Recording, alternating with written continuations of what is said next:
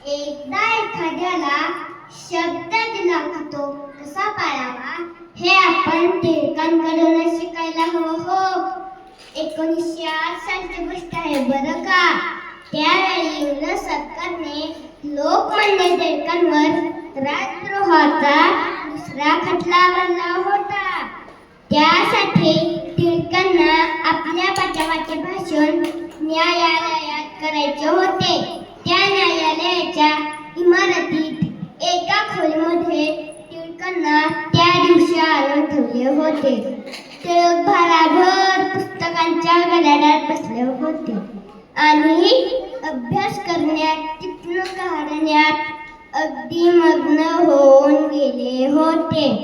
टिळकांच्या खोलीबाहेर पाऱ्यावर एक इंग्रज अधिकारी होता.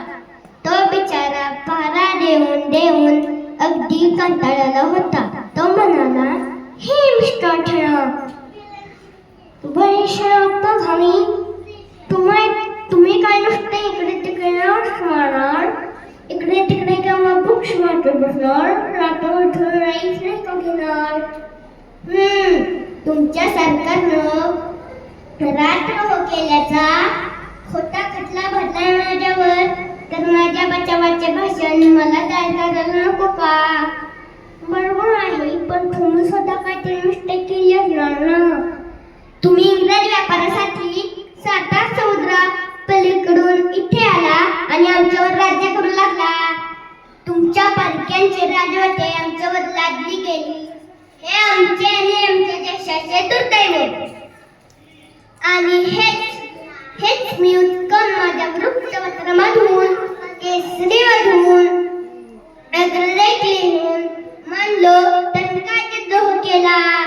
जाऊ दे, ही तुझ्या वाक्यापलीकडची आहे, पण मला कळतंय बरं का. तू एवढ्या माझी चौकशी का करतोस ते. झोप आली नाही रे तुला. त्यावर तो इंग्रज अधिकारी तप करत नाही म्हणू लागला. टिळक म्हणाले, जा जाऊन झोप. मी काही इथून फरारी नाही होणार आणि तुला गोत्यातही नाही येऊन देणार. जा जाऊन झोप. पाठे 5 वाजता टिळक त्याला उठवत म्हणाले, उठ रे बाबा, आता संपलं माझं काम. पोलीस अधिकारी पटकन उठला म्हणाला, ओ माय गॉड, पहाटेचे 5 वाजले.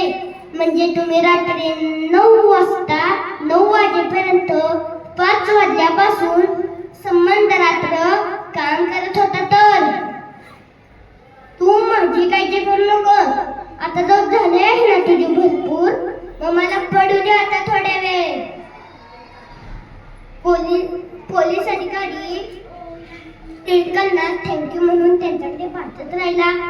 बघितलं ना मुलांना, टिळकांनी साहेबांना दिलेले शब्द कसे